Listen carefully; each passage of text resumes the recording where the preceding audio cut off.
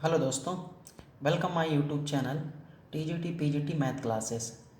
कल के वीडियो में हम लोगों ने चैप्टर शुरू किया था अवकलज के अनुप्रयोग।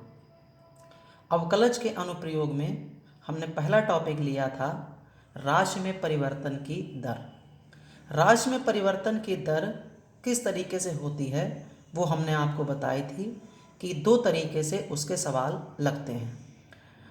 पहला तरीका ये था, या पहला टाइप आप कह सकते हैं, कि जब किसी विशेष राशि के सापेक्ष मान पूछा जाए तब हम उसमें परिवर्तन की दर निकाल सकते हैं। और दूसरा टाइप ये था जब समय के सापेक्ष परिवर्तन की दर पूछी जाए।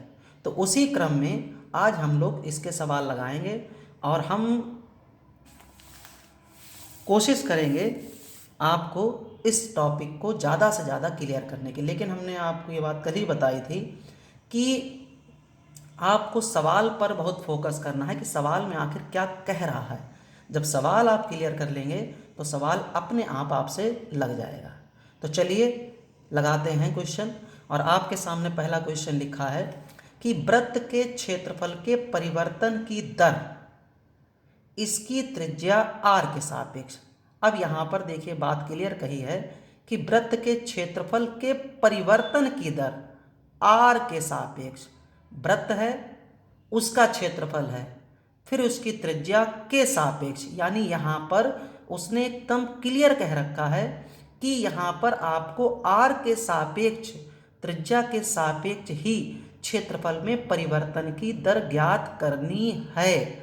अब इसके लिए कल हमने आपसे कहा था मेंसुरेशन के सूत्र भी याद होने चाहिए, क्योंकि वृत्त का क्षेत्रफल या आयतन गोले का या बेलन का या शंकु का कुछ भी हो सकता है, तो वो किस तरीके से निकालेंगे वो सब हमें पता होने चाहिए सूत्र, तभी इन सवालों को हम आगे लगा सकते हैं।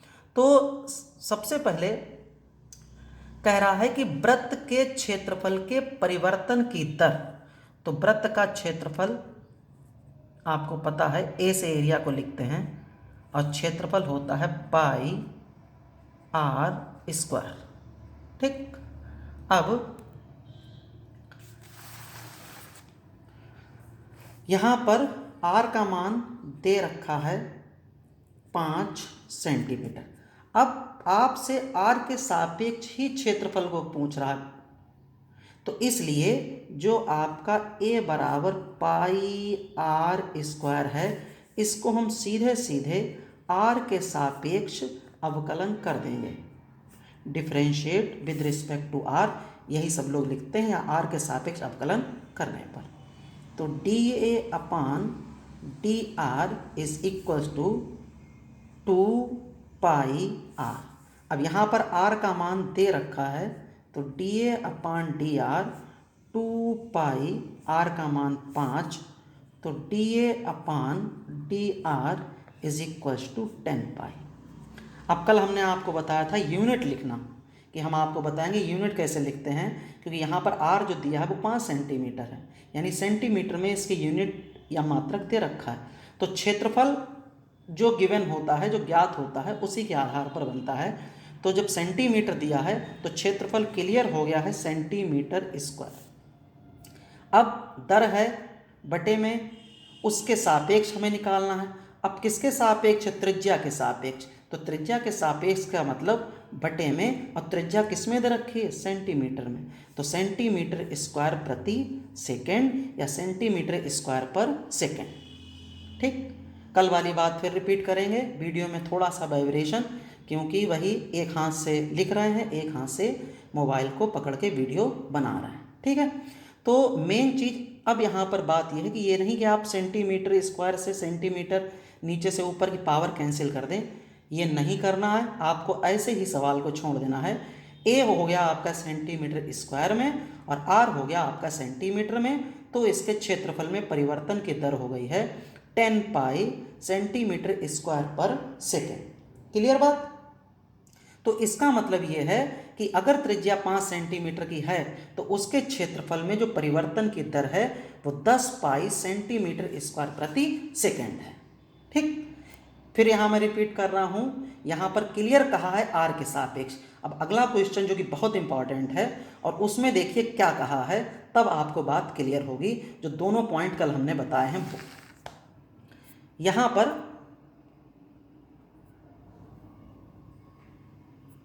जस्ट मिनट,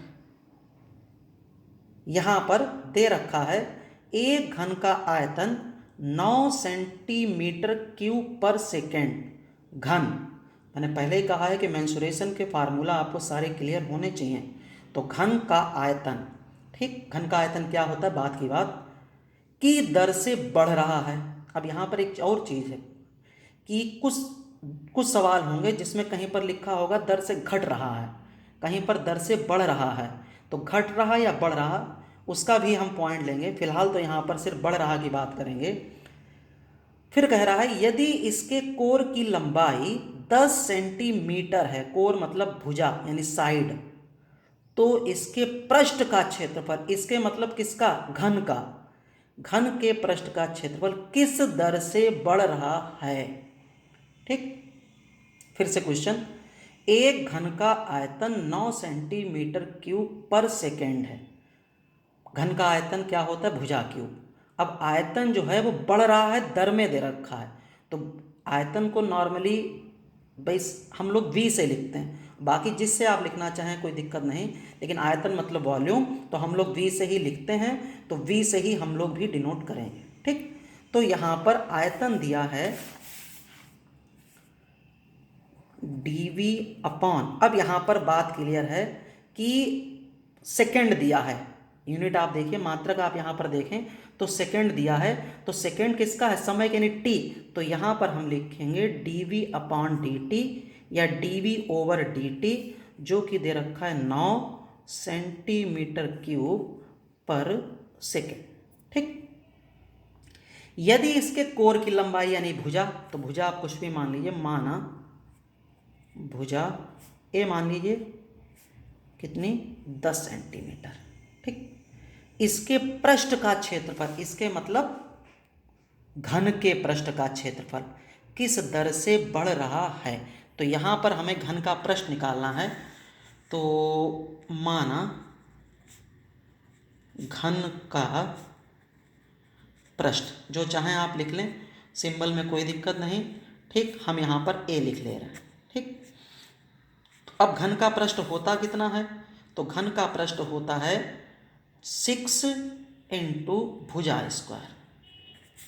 अब a इक्वल्स टू 6 और भुजा दे रखी है कितनी, a स्क्वायर। ठीक, अब पूछ रहा है क्षेत्रफल किस दर से बढ़ रहा है, क्षेत्रफल किस दर से बढ़ रहा है, जबकि ऊपर किसके सापेक्ष दिया है, सेकंड यानी कि समय में। तो इसका मतलब हम इसे अवकलन कर देंगे किसके सापेक्ष, t के सापेक्ष। तो dA upon dt, d upon dt 6a square. अब यहाँ पर अवकलन भी बहुत ध्यान रखना है, यहाँ है t के सापेक्ष जबकि ऊपर है a। ठीक, नॉर्मली अगर ये दिमाग में आए कि इसको शून्य कर देंगे, तो शून्य नहीं कर सकते हैं, क्योंकि भुजा यहाँ पर दे रखी उसकी कितनी, 10 सेंटीमीटर। तो इसका मतलब अब यहाँ पर हम d upon dt 6a square dA से मल्टीप्लाई करेंगे और dA से डिवाइड करेंगे। तो इसे लिखेंगे d अपॉन, dA को इधर लाओ, 6a square into dA upon dt। तो 6 को आगे ले आएंगे और इसका अवकलन हो जाएगा इंटू 2a, और dA अपॉन dt नहीं दिया है, कोई बात नहीं, वो सबसेट हो जाएगा, फिलहाल इसे ऐसे ही रखेंगे। तो ये आपका हो जाएगा 12, a की वैल्यू दे रखी है 10 इंटू dA अपॉन dt। अब हमारे पास क्षेत्रफल में दर पूछ रहा है, वो तो आ गई है, लेकिन समस्या है किसकी, dA अपॉन dt की। तो इसे इक्वेशन 1 डाल देंगे। अब जो ये वैल्यू दी है आयतन की, इसका यूज़ करेंगे। तो गिवन है dV upon dt is equals to 9 centimetre cube पर सेकेंड। अब घन का आयतन कितना होता है, भुजा क्यूब, तो d अपॉन dt, और आयतन वी, वी कितना, भुजा क्यू, और भुजा कितनी मानी है आपने, ए, तो हो जाएगा ए क्यूब 9। अब फिर अवकलन में वही दिक्कत, डायरेक्ट नहीं कर सकते, फिर इसको हम सेट करेंगे। तो मैं यहाँ पर लिख रहा हूँ, तो D upon D T A cube और डी ए से मल्टीप्लाई डी ए से डिवाइड इज इक्वल्स टू 9।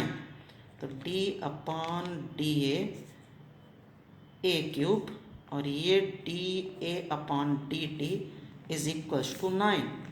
अब इसका अवकलन करेंगे तो ये हो जाएगा आपका 3a² D A upon D T is equals to 9। अब इसी की वैल्यू चाहिए हमें, तो सबको इधर ले आएंगे, D A upon D T is equals to 9 upon 3a², 3 3 9, 3 upon a², तो D A upon D T और a की वैल्यू दे रखी फिर से वही, तो इसको हम लिख लेंगे 10 × 10, ठीक।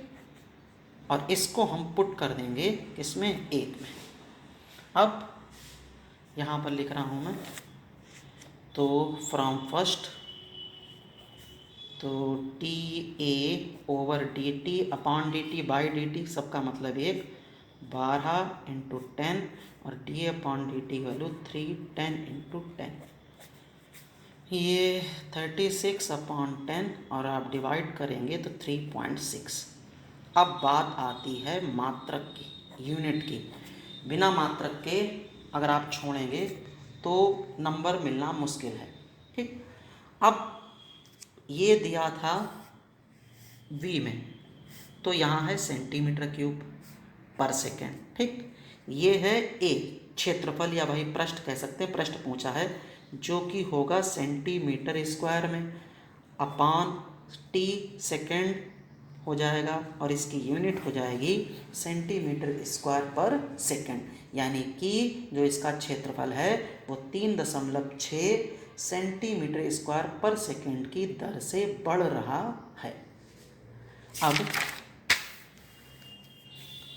यहाँ पर ये क्वेश्चन है जिन्हें आपको लगाना है। एक वृत्त की त्रिज्या 6 सेंटीमीटर है r के सापेक्ष, स्पेशल केस, ठीक।